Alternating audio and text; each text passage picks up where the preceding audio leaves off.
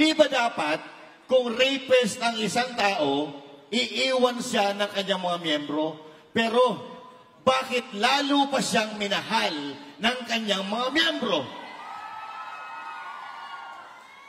Dahil katulad nila, napatunayan namin na hindi ganong tao si Pastor Apollo C. Quiboloy.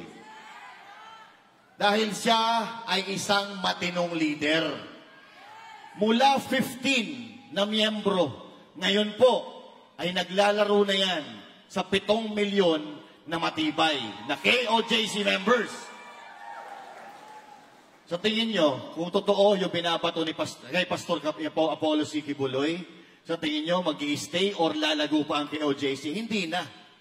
Pero dahil kasinungalingan ang pinagsasabi nila, lalo silang minahal at ipinagtanggol ng mga miyembro ng KOJC at maging kami na hindi miyembro dahil alam namin na si Pastor Apollo Quiboloy ay matatawag na natin na hero.